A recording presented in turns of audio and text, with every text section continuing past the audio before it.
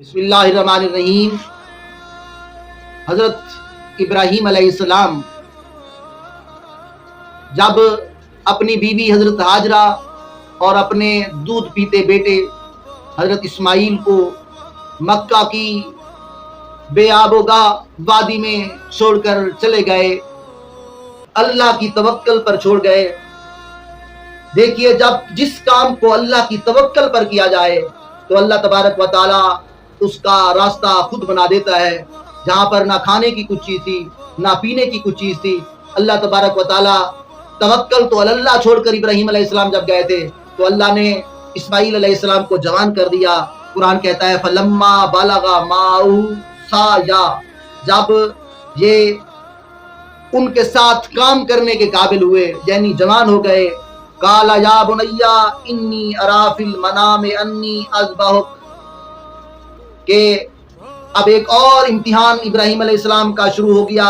قال یا بنیا، کہا ہے میرے بیٹے، سامنے بٹھایا اسماعیل علیہ السلام کو، انی ارا فی المنام انی اذبحک، میں نے خواب میں دیکھا کہ میں تجھے ذبح کر رہا ہوں۔ فانظر ما تری، اے اسماعیل بیٹے تو کیا چاہتا، تیری کیا رائے ہے؟ میں نے خواب دیکھا ہے، نبی کا خواب تو سچا ہوتا ہے، میں نے تیرے گلے پر چھری چلا دینی ہے، اللہ کا حکم ہے۔ فانظر ماذا تری، تیری کیا رائے ہے؟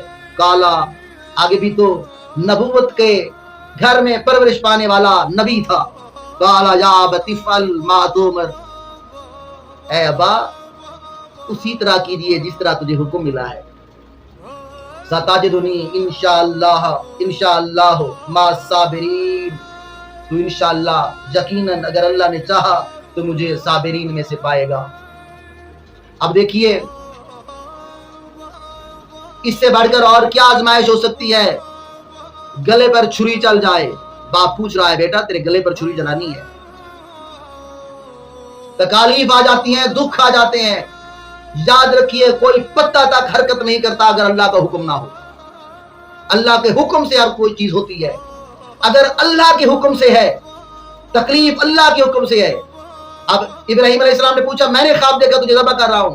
اسماعیل علیہ السلام سمجھ گئے اللہ کی رضا کے بغیر ہو نہیں سکتا، میرا باپ نبی ہے، اللہ کی رضا ہے، جے سونا میرے دکھ بھی راضی تے میں سکھ نو چلے پاواں، بس تکلیفیں آ جائیں، دکھ آ جائیں، جو آ جائے، یاد رکھیے اللہ کی رضا کے بغیر ہو نہیں سکتا۔ اگر اللہ نہ چاہے تو کچھ نہیں ہوتا۔ اللہ نے تکلیف دی ہے تو بسم اللہ کر کے قبول کیجیے، سینے سے لگائیے، اس کا جو رزلٹ نکلنا ہے وہ بہترین نکلنا ہے۔